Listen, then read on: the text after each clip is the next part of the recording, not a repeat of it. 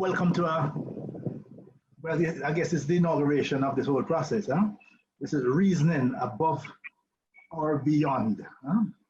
And we really want to reason regarding COVID, but all the various issues that are connected with it. And we're talking with individuals, how are they coping and how do they see the projection going forward? Clearly, we have to start with some serious food for thought. So we draw for the guru himself, Clyde Mckenzie. In entertainment, in the broad structure of this cultural construct called entertainment. So I want to start with the question, but Clyde, how are you coping with the whole COVID interruption? Well, it definitely has had a dramatic effect on how I conduct my business. The fact is that I historically had a balance between working from home and working from an office away from home. Now it is totally a matter of working from home.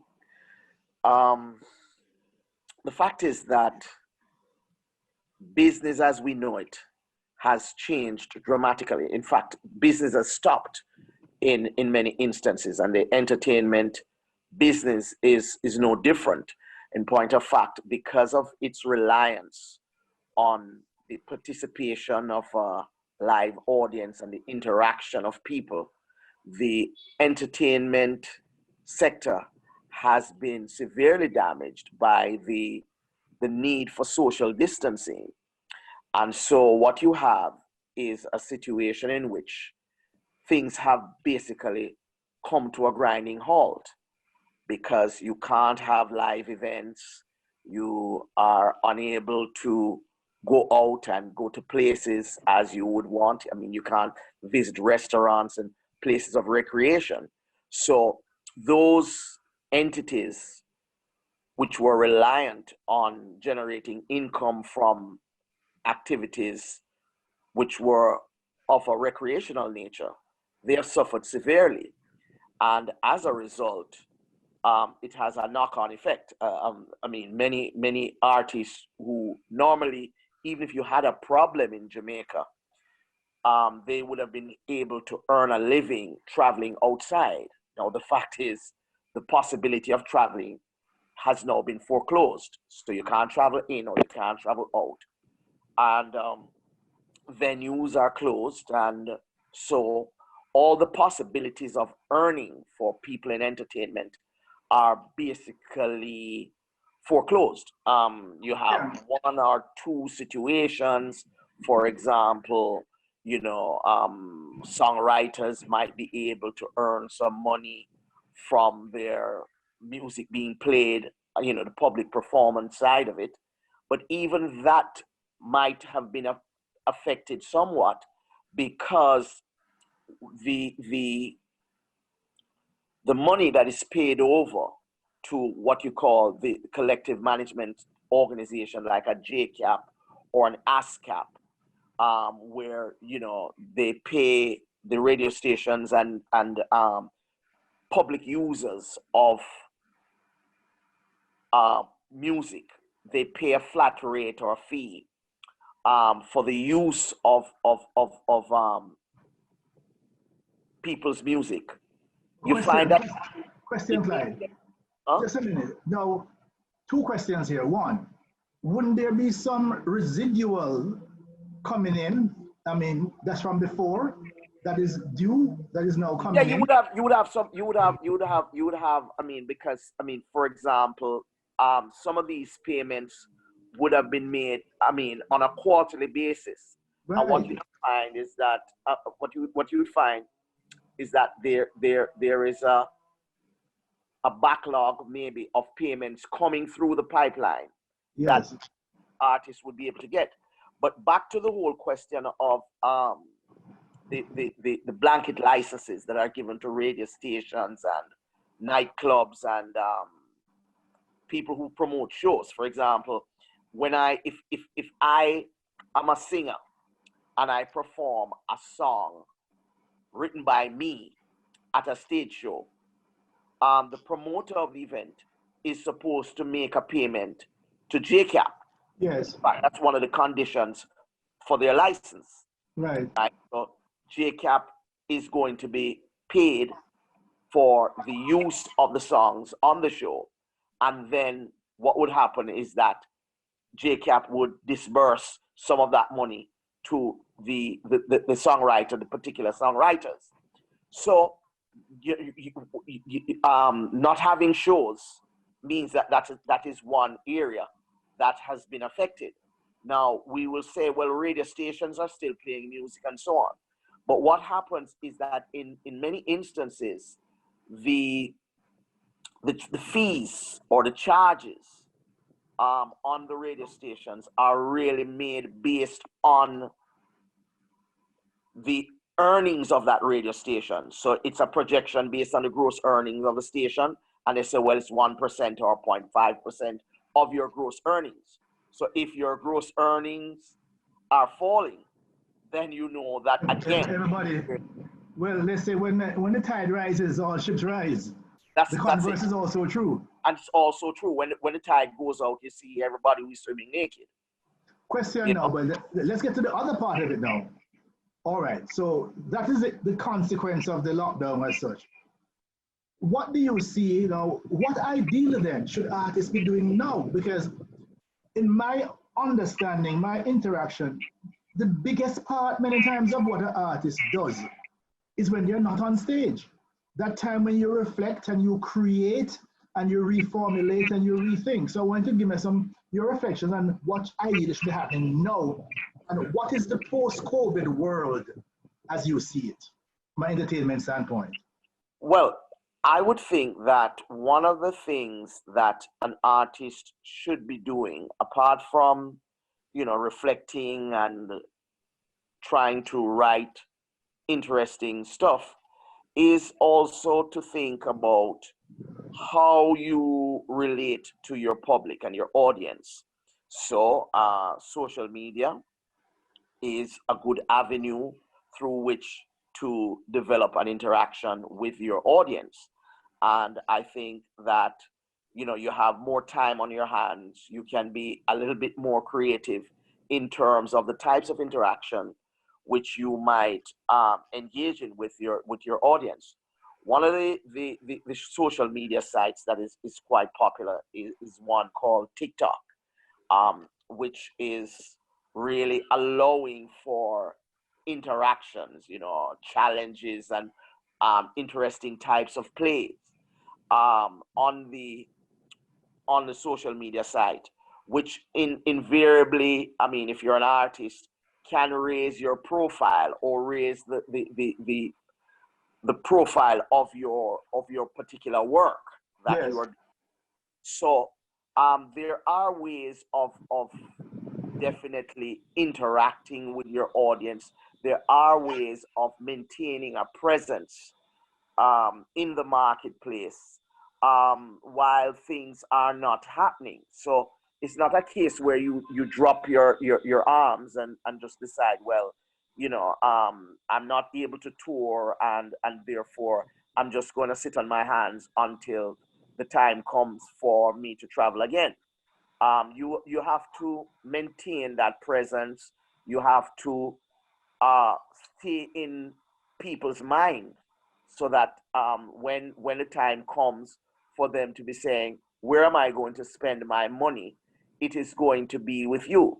Now, I think there are a number of innovative ways that people are contemplating how to get around some of the stringent measures and even to overcome some of the anxieties that they have. Because even in a context in which you hear that there is now a move towards reopening many economies, that alone by itself will not have people flooding and flocking venues and places that they think might be potentially dangerous for them. So it's going to be a while before people start going into some spaces. But what is happening is that you see in terms of how some entities configure themselves, that they are thinking along the lines of making people a bit more comfortable with the idea of entering their spaces. So you see restaurants now coming up with ways of secluding people and preventing them from actually interacting with others inadvertently, you know, screenings and all of these kind of things. I mean, it's happening.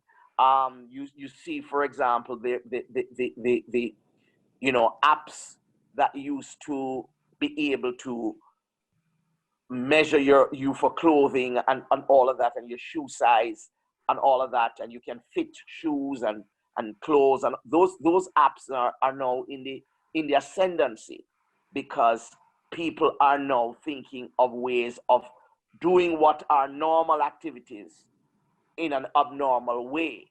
So But what about the artists? I mean, the artists have a unique situation because artists, in order to make money, the economy of scale must kick in.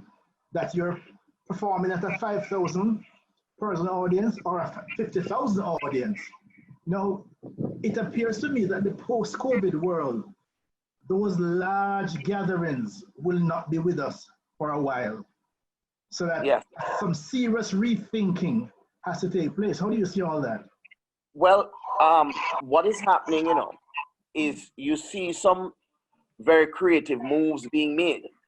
One of them is actually the drive-in theater style approach that is being considered and actually being experimented with in a number of venues. I've seen where that plus tailgating. Yes, so I think they have an experiment that they're carrying out and conducting at Yankee Stadium, where people are going to now test how you can actually enjoy a stage show, for example, and staying in your car, and how the catering will be done, and how the sound is going to be delivered to your vehicle, and all of this. So, I mean, I think what is happening is that people are going to be looking at a number of different ways of really consuming these entertainment products. And you thought about trying anything locally? I mean, when you think of on the North Coast, clearly Robert Bryan's place has a massive parking lot. I don't know if Harborview Driving has been, you know, deconstructed. Any discussion of anyone trying anything locally with that? I haven't heard anything. I haven't heard anything so far, but those are considerations. I mean, it might be the places which have the biggest venues are going to be the ones that will be in the ascendancy, because they might be able to try different things, as opposed to smaller facilities which might not be able to experiment as much. Well, I mean, as you talk about it, I can really see a venue like that, and just like when you have your situation where you have cooler fit, so that you carry your own, and they charge you to come in. You know, you carry your cooler, your crew is in your car, the stage show is there, and you can stand as long as you're within, say, a foot of your car. You know, so come with some new rules, huh? I think that is where you might find things going for a while. Yes. You know, and I mean, it might go on for quite a while too. So we don't know, but I think things are going to shift in that direction for the foreseeable future. And what you are perhaps going to also see is, of course, what has been happening. So the streaming, which means that you might have a hybrid of both of them. So you might have these big shows where you have a live audience with people in their cars, but and also another audience now on the live stream. On the live stream. So I mean, it might, and dependent on how that works. If, for example, people see that as something that is more profitable than what obtains today, then you Yes. might find that there could be a shift towards that. So Yes. Yes. all of these things are optional, and I mean, the market is now in flux, trying to settle on a new model that will be profitable and which will provide the kind of enjoyment and entertainment that the audience is looking for. So I love I love the boldness that some of the artists are. I read an article where Erica Badu says so she's gonna go the route of just putting her iPhone, on a stand. She wanted to do so she actually rented satellite time, and charged for the first show, charged $1 per person, and the second show $2 per person, and then the next show $3. So that kind of bold venture. No, and that is where we have to be looking now. Not every artist is going to have that kind of access and opportunity, because Yes. it's a function of the brand that you have. And certainly there are those who are going to be able to do that. And there are those who will have to think of alternate approaches to making sure that they can impact an audience, but I think you're gonna have many different iterations in terms of how these events are done. So it might be that I'm performing live in my living room, but what will happen is that instead of my going or reaching you live and direct on your phone, it might be I might be having my signals being terminated at a venue, a bar or a club in New York, or a club Yes. in London, or so 10 different clubs where people are able now to enjoy at least the benefits of coming together, even though they're not seeing the artist live.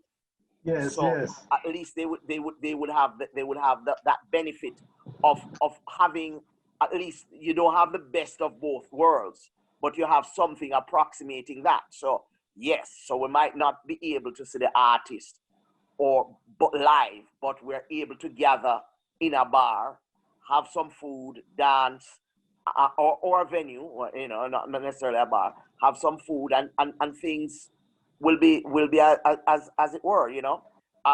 Promoters might like that, because it might mean that, I mean, if you are like the Amazura in Queens, where you're putting on a show, and even if you have one act, you might be dealing with taking 15 people out of Jamaica.